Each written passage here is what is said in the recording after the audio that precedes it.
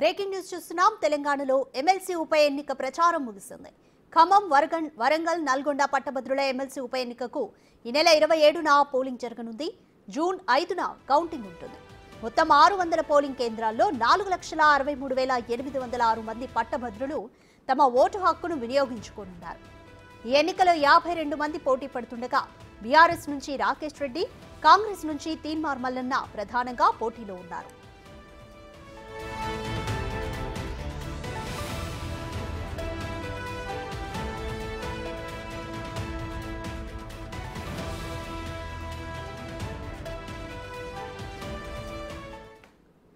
More details మా deputy bureau chief Sadiq live లో అందిస్తారు. సాదిక్, ఖమ్మం, వరంగల్, నల్గొండ పట్టభద్రుల ఎమ్మెల్సీ ఉప ఎన్నికకు జిల్లాలో ఎటువంటి ఏర్పాట్లు జరుగుతున్నాయి? మే 27న పోలింగ్ ఉంటుంది. కంప్లీట్ డీటెయిల్స్ ఏంటి? ఎస్ రాధిక, ఉమ్మడి వరంగల్, ఖమ్మం, నల్గొండ ఈ జిల్లాకు సంబంధించినటువంటి గ్రాడ్యుయేట్స్ ఎమ్మెల్సీ ఉప ఎన్నికకు ప్రచారం ముగిసింది.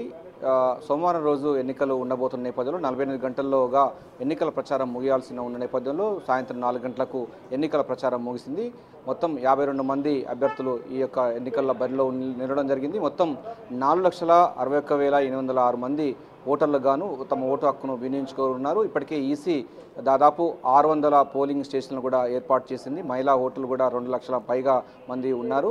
సో అన్ని రాజకీయ పార్టీలకు ప్రతిష్టాత్మకంగా తీసుకున్నటువంటి ఈ యొక్క ఉప ఎన్నిక అన్నది ప్రాధాన్యత సంతరించుకుంది. ఎందుకంటే వచ్చేటువంటి మనకు పంచాయతీ ఎన్నికలు, మున్సిపల్ ఎన్నికలు కూడా అతి దగ్గర ఉన్న నేపథ్యంలో దానికి ఒక రకంగా చెప్పాలంటే ఈ యొక్క ఎన్నిక అన్నది చాలా ప్రాధాన్యతగా చెప్పవచ్చు. అందుకోసం కాంగ్రెస్ పార్టీ నుంచి వెళ్ళి కూడా తీన్మార్ మల్లన్న గెలుపుపై చాలా ధీమా వ్యక్తం చేస్తున్నారు. ఆయన కోసం మంత్రివర్గాలు, మంత్రికి సంబంధించినటువంటి క్యాడర్ అంతా కూడా ప్రచారంలో పాల్గొనడం జరిగింది. మరోవైపు బీఆర్ఎస్ పార్టీ వారి యొక్క సిట్టింగ్ సీటు కావడంతో, ఎందుకంటే పల్లా రాజేశ్వర రెడ్డి సిట్టింగ్ ఉండేవాడు, అతను రాజీనామా చేయడంతో ఇక్కడ ఉప ఎన్నిక అనివార్యమైన నేపథ్యంలో పల్లె రాజేశ్వర రెడ్డి సంబంధించినటువంటి బీఆర్ఎస్ సీటు మళ్ళీ బీఆర్ఎస్ ఖాతాలో వేసుకునేందుకు గాను బీఆర్ఎస్ పార్టీ నేతలు కూడా పూర్తి స్థాయిలో ఫోకస్ పెట్టిన సందర్భం మనకు తెలిసింది. ఇందులో భాగంగా మాజీ మంత్రులైన హరీష్ రావు, కేటీఆర్ కూడా దగ్గరుండి కూడా ఎన్నికల ప్రచారంలో వాళ్ళు బిజీగా ఉన్న సంగతి తెలిసిందే.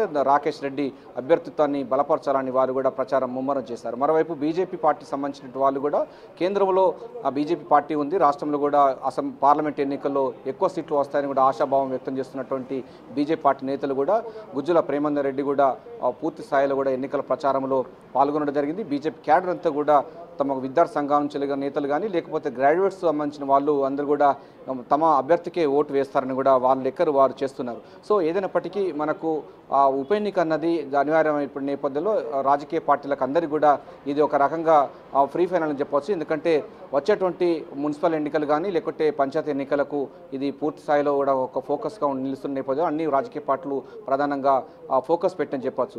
ఏదైనప్పటికీ 48 గంటలలో ముందు ఎన్నికల ప్రచారము ముగుస్తుంది. ఎన్నికల ఈసీ చెప్పిన ప్రకారం అందులో భాగంగానే సాయంత్రం 4 గంటలకు ఎన్నికల ప్రచారం ముగిసింది. 52 మంది అభ్యర్థులు ఉన్నప్పటికీ అందులో మొత్తం కాంగ్రెస్ పార్టీ, బీఆర్ఎస్, బీజేపీ ఈ 3 పార్టీ అభ్యర్థులకు సంబంధించినటువంటి వాళ్ళు పోటీలో నిలిచారడం జరిగింది. ప్రాధాన్యత ఓటు క్రమంలో రోమన్ అంకెల ప్రకారంగా ఉంటుంది. సో 1వ నంబర్, 2వ నంబర్ ఇట్లా ఈ రోమన్ అంకెల్లో ఉన్నటువంటి ప్రాధాన్యత ఓటు ప్రకారంగా ఈ యొక్క ఎమ్మెల్సీ ఎన్నికల్లో ఓటు హక్కును వినియోగించుకోనున్నారు.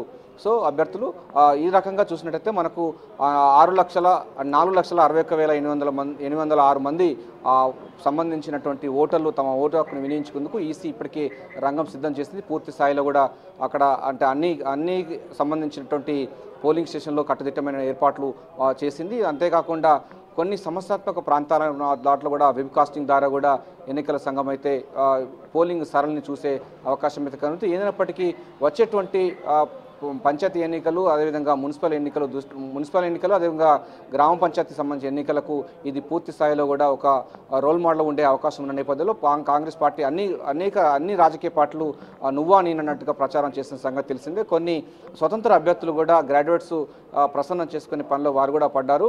సో వారి యొక్క 52 మంది భవితం అన్నది జూన్ 5వ తారీఖు రోజు తేలనుంది. సో ఏదైనప్పటికీ ఎన్నికల ప్రచారం ముగియడంతో ఇక సైలెంట్ పీరియడ్ కొనసాగబోతుంది.